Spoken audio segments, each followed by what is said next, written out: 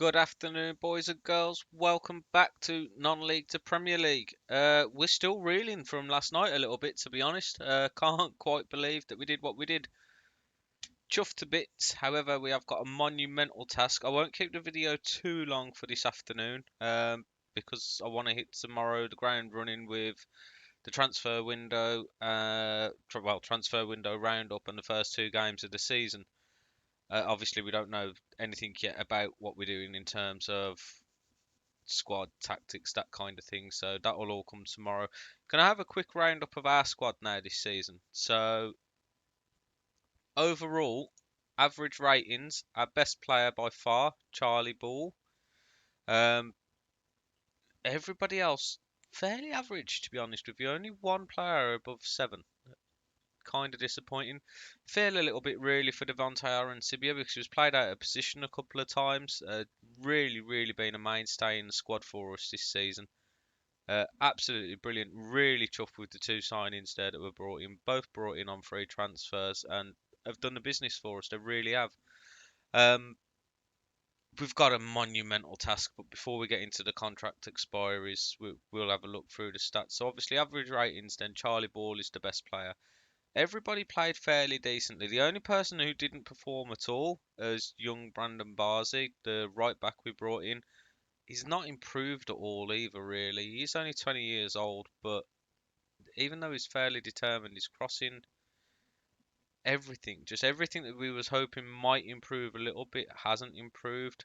He has been playing for the under 23s. Yeah, under 23s. Been playing all season for the under 23s. Hasn't improved at all, really. Very disappointing. When we got him in, I was quite excited. I thought he might do well for us, and he just hasn't. Not at all. So, in terms of goals, then. So, again, the two signings who we brought in right at the start of the season, leading the way with the goals. Charlie Ball and Devontae Aaron-Sibia both on 15 goals. And then nicely spread out, really, down to Paul McCallum, who only played a handful of games for us, really. Um, we got decent goals, you know. We did play quite an attacking formation at times, very rarely dropped too far back. But in League Two, obviously going up now into the Football League itself, we're gonna need more. We are gonna need more goals. We're gonna need more people to kind of contribute. I mean, our midfield players, in fairness, did, but we've got two strikers in our top in our top goal scorers who played 30 games between them, which is not massive when you consider that for most of it Charlie Ball was up front on his own. In terms of assists, where did we get the goals from this season? So Aaron-Sibia and Mitch Hancock's leading the way with 7. So Aaron-Sibia really has been, I mean, his average rating doesn't give him justice for just what a key player he's been for us this season. So we have put him on a new contract. He's with us again for another year. I'll get into the contract situation in a minute because there's a lot of players who, before we got promoted, had rejected new contracts with us, and there's other players who, quite frankly, their wage demands are just ridiculous. And considering that financially we are not brilliant, although we have raised our finances up obviously by going up into the Football League, we don't want to destroy the club financially. We'd like to get into a situation where we're self-sustainable. Really, you know, that's the aim of the game for us, so that we can keep the books nicely balanced. Obviously, if a better job does come in, then we'll be looking at that. But talking on that point, um, I myself might not be here next season because although we've done well, my contract finishes in June. We're now in May. No approach by the board yet, so it's going to be interesting to see what they do. I mean, we've really performed above our station. We got into the playoffs as expected, but no sign of the board coming forward and saying, "Come on, Francie, we want a little bit more. Let's have it." Our win percentage, in fairness, was only 51% this season. That needs to be better next season, although we've got a monumental task ahead of us. So in our assists, Devontae Aaron-Sibia and Mitchell Hancock's lead the way. Hawkridge and Charlie Ball then also with goals, and Sweeney. So again, our attacking players, our midfielders, getting the goals and assists really. Mitch Hancock's from the left wing back, so always prepared to do the overlap, which is great. That's really what we want to see from our fullbacks. Um, on the right hand side, Tyrone Williams, not so much. I mean, he did get 3 assists in fairness, but he's not brilliant at coming forward. I mean, if you look at his stats, they're decent for what we want, but ideally could do really with a better right back going into the new season. However, we are going to keep Williams around if we can. But he's already on £650 and he might want more now that we're being promoted. So his contract does finish soon. We'll have to see how that goes. In terms of chances created, leading the way again, Devontae Aaron-Sibia. This man, it's unbelievable considering that his average rating is under a 7. He's just been absolutely instrumental in everything that we've done in terms of creating chances, assists, goals.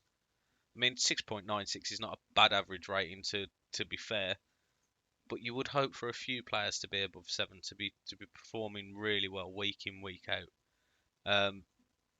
Then underneath him we got Terry Hawkridge. Then we've got Daniel Sweeney. So again, the midfield really, really shining.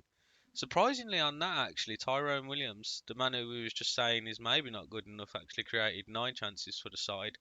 Jamie Osborne from the midfield. Mitchie Hancock's again there. Retford as well. So that's 2 left backs in fairness. And surprisingly, Liam Daly, with those big long balls over the top that often get intercepted, 5 of them made clear-cut chances for us. So that's not terrible. In terms of crosses completed, top of the ball, actually Callum Howe. That's amazing. Mitch Hancock's and Goodyear then. Goodyear as well. That's shocking. Aaron-Sibia, Carter, Kyle Storer. We didn't think he'd really be featured in too many of these this season. In terms of tackles completed, best of the bunch, George Carline. He only played 2 games. That's really unfair. Sean Rowley, our backup goalkeeper, made all of his tackles as well, and so did Danny Wright. What we should have maybe added to this screen, in all fairness, was the amount of tackles that they made and the amount of crosses that they made. But the players who were playing for us all the time, if we have a look, so Hawkridge on the right, his chance creation, crosses completion, is only 16%. Aaron-Sibia played out wide at times, 20% cross completion rate and 12% from Daniel Sweeney. So our crossing does definitely need work. In terms of tackling ratios, though, which is where you would want to see your tackles coming in. Midfield, Maxwell, 80%. Now, as a ball-winning midfielder, you would expect that to be more. 88% from Jamie Osborne, who is our box-to-box midfielder. Then all of our defence in the mid to high 80s, and Alex Goodger, as much as I've actually given him a lot of stick this season, 90% tackles completed. That is superb. Yeah, so looking forwards, this is where I'm not going to say that we're going to struggle because we expect to be able to do some stuff. Nichols and Sean Rowley are on non-contracts. You're not allowed non-contracts in the Football League, so those 2 will be leaving. I don't deem either of them good enough really to keep on. Then if you look from Danny Wright, Danny Wright all the way down to Matty Stenson here, that's all players whose contract finishes very, very soon. And if you look inside, it's all players who we've been using for the most part. So Vaughan, our right back, and our backup right back in Tyrone Williams. Jamie Retford, our left back. Really our backup left back. I do prefer Mitchie Hancock's on the left side. Storer, current club captain. He's getting on now. He wants 1.2 grand a week. It's just, I personally think that for that money we can get better during the summer. Blissett and Carline and Coyle, I'm not too worried about. Coyle, I was actually quite disappointed with. He started to improve, um, which is what we wanted. He was showing really promising signs of being able to make something, but then fell off a little bit in terms of form. And then when we went to offer him a contract, bearing in mind he's on £200 a week at the moment, £900 a week he's demanding. Far too much for the calibre of player he is. Matty Stenson's going to be gone. He's only ever been used as a backup on the left-hand side. Aaron Sibier can play there, and we've also got